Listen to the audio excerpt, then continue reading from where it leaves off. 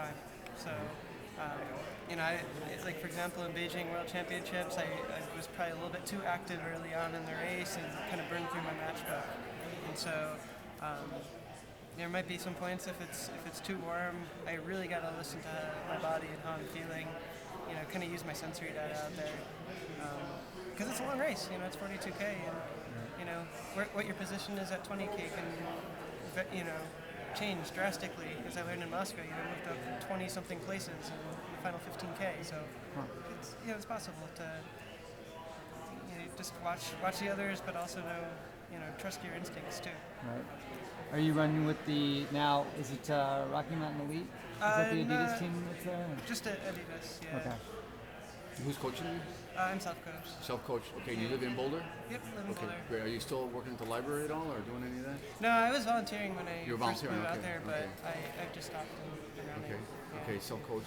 Yeah. You train by yourself most of the time, or? Yeah, the wife's been pacing me on the bike. Sometimes there are a couple of CU grads that I run with for speed work, and that's helpful, but predominantly I'm on my own schedule. So. And how's your fitness? How would you compare your build-up? I think it's good.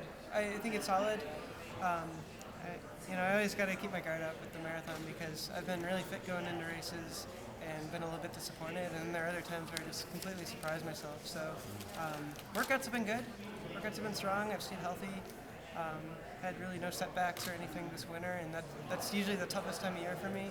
So I'm happy with my position. Yeah, do you feel overlooked? I mean, people talk about the Bab and the Ritz, it's the sub-210 guys. Then there you are at 210, and then people talk about, the next half marathoner who's going to be the great marathoner, and yet you've had the most success of anyone in the marathon. I mean, it's great to come in as a number 4 seed. You just got to realize there's a lot of talent in this field and a lot of interest in how people debut, and I'm not worried about being overlooked. Like, I like to show up to a race and show up and just do my best and let my ranking show at the end of the race. But I mean, there's a lot of talent in this field. There's former Olympians, and, with Galen running. There's a lot of excitement with this race. It makes this a different marathon even for me to run in. So. And since it's a trial, since there is the, top 3 to go to the Olympics, do you approach it differently than another marathon, or the actual race itself? Not really. I mean, every marathon is going to have its I can say it's a different build-up just because getting ready for a February marathon is much different than doing a spring marathon or a summer marathon if it's World Champs or the fall.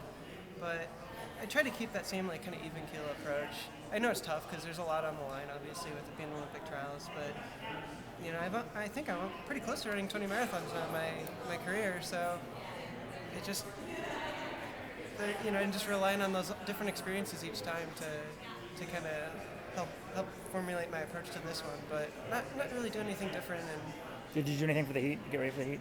I layered up a lot the last couple weeks, but I've been training in Boulder predominantly. Spent some time in Tucson, Arizona running. Did some running in the gym even with some extra layers on, but I feel pretty good about knowing how to handle myself in the heat. And honestly, at this point, it's when you're building up for a marathon, you just want to get to be as fit as possible.